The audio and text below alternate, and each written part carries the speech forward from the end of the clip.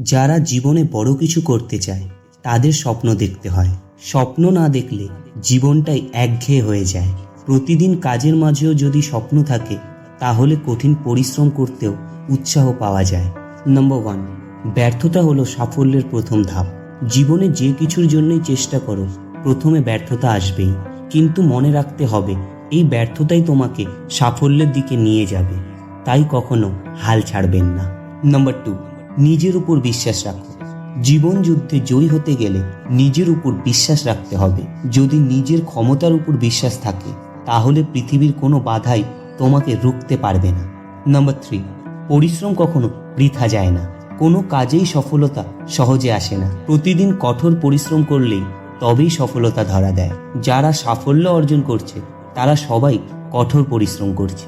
Number 4, সময়ের সঠিক ব্যবহার করো। সময়ের সঠিক ব্যবহার করতে না পারলে জীবনে বড় কিছু করা সম্ভব না। সফল মানুষরা তাদের সময়কে সঠিকভাবে কাজে লাগায়। তাই জীবনের প্রতিটি মুহূর্তকে গুরুত্ব দাও। নাম্বার 5, নেতিবাচক চিন্তা থেকে দূরে থাকো। নেতিবাচক চিন্তা জীবনের সব কিছুতে বাধা সৃষ্টি করে।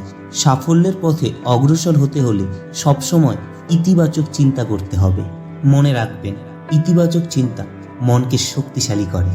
নাম্বার 6, ধৈর্য ধারণ করো। সফলতা কখনো তাড়াতাড়ি আসে না। জীবনে সফল হতে হলে ধৈর্য ধরতে হবে। ধৈর্য না থাকলে জীবনের বড় কোনো লক্ষ্য অর্জন করা সম্ভব নয়। নাম্বার 7, শিখতে থাকো, কখনো থেমো না। জীবনের প্রতিটি মুহূর্তে নতুন কিছু শিখতে চেষ্টা করো। যারা শিখতে থাকে তারাই জীবনে সফল হয়।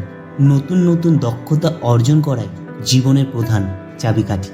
নাম্বার 8, জীবনের প্রতিটি অভিজ্ঞতা তোমার শিক্ষক।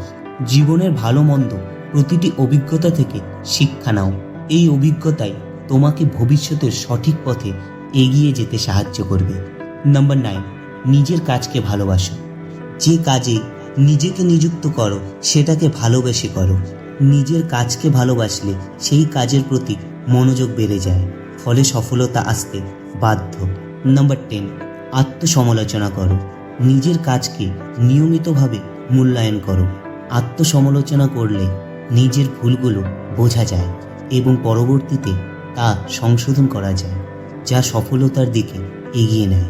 নাম্বার 11, নির্ভীক থাকো। জীবনের যে কোনো সিদ্ধান্ত নেওয়ার ক্ষেত্রে নির্ভীক হও। ভয় তোমার সাফল্যকে দমন করতে পারে। তাই নিজের ভয়ের মুখোমুখি হও এবং সাহসের সাথে এগিয়ে যাও।